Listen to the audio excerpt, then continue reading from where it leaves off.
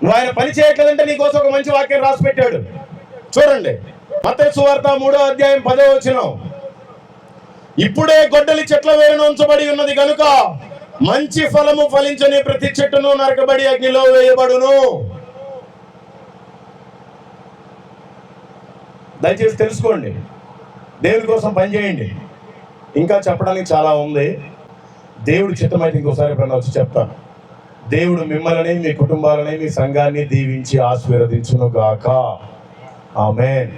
నాకు ఈ అవకాశం ఇచ్చినటువంటి దైవజనుడికి నా హృదయపూర్వకమైన వందనాలు. Thank you. హల్లెలూయా, హల్లెలూయా, హల్లెలూయా. దేవుని యొక్క పరిశుద్ధ నామమునకు మహిమ కలుగును గాక. ఆమేన్. చాలా చక్కటి రక్షణ సాక్ష్యంతో కూడినటువంటి స్వార్థను కూడా మనం విన్నాం.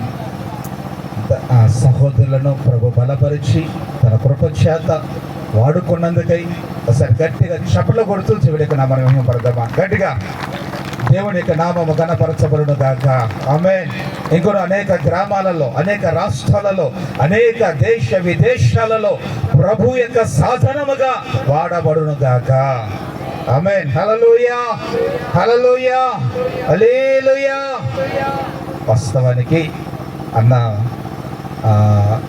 మనతో కూడా దైవ సందేశాన్ని పంచుకుంటూ ఒక మాట అన్నాడు. ఏంటి అని చెప్పేసి అంటే, ఈ స్థలములోనికి వచ్చినప్పుడు నాకు సంతోషం లేదు, ఇంకొకటి ఏం లేదు, చెప్పాలి, విన్నారా? ఏం లేదు, సమాధానం కూడా లేదు. అప్పుడేమిటువంటి వాళ్ళరా అన్న ఈ ఒక్కరోజు ఈ బాధను అనుభవిస్తున్నాడు జవని.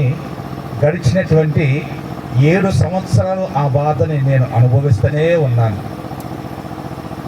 ఎందుకంటే ఈ ప్రయాసం, ఈ శ్రమ, ఈ బాధ అంతా కూడా క్రైస్తవ సమాజానికైతే పడటం కాదండి.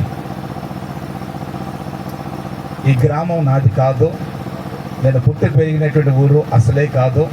నాకంటూ రక్త సంబంధికులు కానీ, బంధువులు కానీ, స్నేహితులు కానీ, నన్ను ప్రేమించేటువంటి శ్రేయభిలాషులు కానీ ఎవ్వరూ లేరు. దేవుని దర్శనం బట్టి ఆయన పిలుపు మేరకు కోటగుండ్ల అనేటువంటి ప్రాంతానికి వెళ్ళు అని ప్రభు చెప్తే ఆ మాటకు లోబడి ఇక్కడికి వచ్చాను. ఆనాటి నుంచి ఈనాటి వరకు కూడా ప్రయాస పడుతూనే ఉన్నాం. ఏ విధము చేతనైనా అన్య జనులకు సువార్తను ప్రకటించి ప్రభు యొక్క రాజ్య స్థాపన కొరకై